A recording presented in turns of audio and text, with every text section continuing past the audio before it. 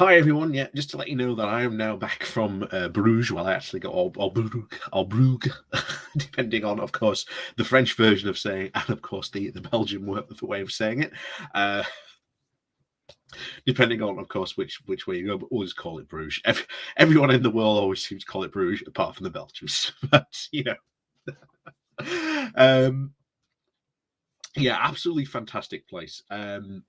Definitely want to go back. I got to saw some really cool places. Um, we got to go to the sort of the old sort of civic quarter. So got to see the old town hall. Got to see the church, the old was it the 11th 12th century church that's like just off the corner where they keep like the relic that they brought back from the Crusades. That was really like historically interesting as well. Of course, you got to see the infamous big tower. I can't remember what it's called now, but you'll have to forgive me. I was only there a couple of weeks ago, but I've already forgotten the names of everything.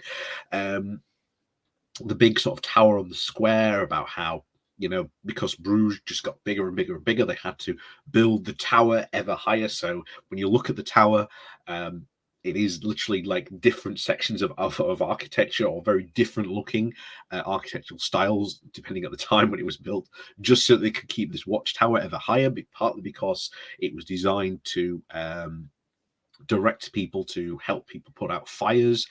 So there were fire streets running to like the canal where they could send a bucket change to, try and help put out the fires. That was really, really cool and interesting. We got to see the Rembrandt architecture, the what is it, Madonna with Child, in the, can't remember what the name of the church now, but it's in Monument Men. That was sort of really fascinating to see. Um, we got to see, oh yes, the old hospital as well that's still there. That was again fascinating to see.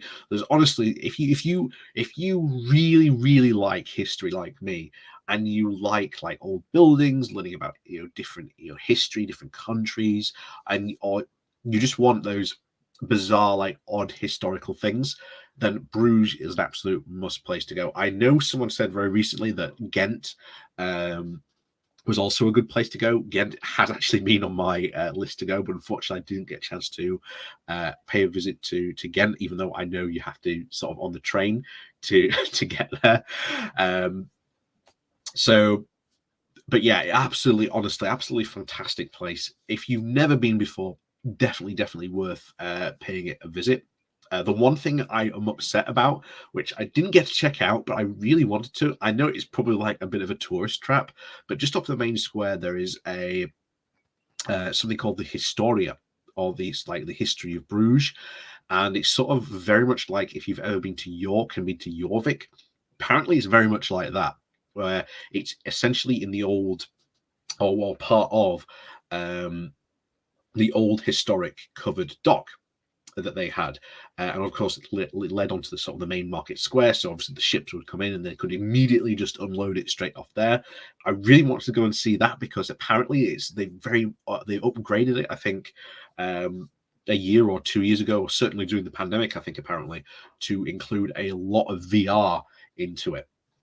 So I was very interested just to see what that would be like as an exhibit, because again, I'm a bit of a museum buff, so I'm always very interested in going to see like how museums do different things differently, and what they do and how they present it. So unfortunately, I didn't get the chance to see that.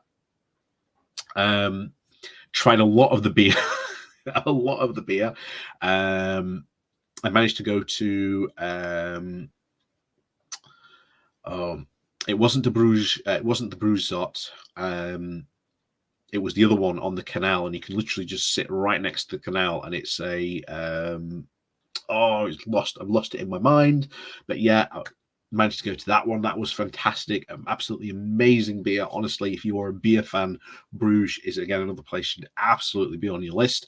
I think there's something about 30, is it 30 beers or something like that, just alone, that are brewed in Bruges itself. And uh, I think there's a load of actual breweries in Bruges, and of course, because they're limited by their size, there are actually pipes underneath the streets that pump out some of the beer to outside the city.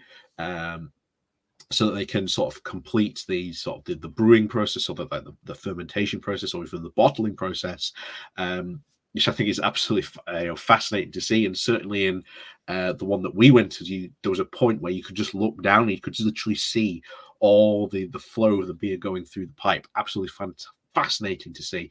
The food, amazing. So many different places to go and eat. You could probably never go and eat all of them. Certainly certainly not in a week. um, Maybe in a month, but even then that might be a challenge. So many different places.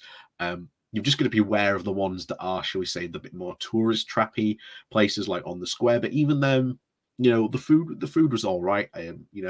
I think one of the people who I was with on the conference, I think, put it best, where the food was good, but wasn't going to be, shall we say, very quickly going back to it. So there's plenty of choice. Honestly, plenty of choice. Um, Absolutely fantastic. I of course was in at the JCI conference, very much dedicated to actually like food sustainability. In fact, one of the exhibitors there was actually showing off like edible cockroaches, or edible bugs. I have to say, I had some. You don't think how they're going to taste, but honestly, the ones I had were like, covered in chocolate. You had like milk, dark and white chocolate that they were selling at that point. Honestly, amazing. Definitely worth a try if you ever get a chance to sort of try these. Definitely worth giving them a try. They're very sustainable. Nowhere near, of course, as meat, but you get like a lot of like protein from eating them as well. So definitely go give them a try. Um, I was at, again, the conference very much, of course, Wednesday, Thursday, Friday. I was pretty much in sort of European General Assembly for JCI from about 9 until 1, 2 o'clock ish during those days. Again, just sorting out all the European sort of well, not the European conference stuff, but the European reporting stuff and stuff around sort of JCI. So that was quite interesting for me from a point perspective. But yeah, other than that, yeah, go visit Bruges. It's amazing, honestly. The city is amazing. So much history. If you're into history, um, you even so much. Even if you just go for a weekend, there's so much walking around you have to do to sort of get there and go see things.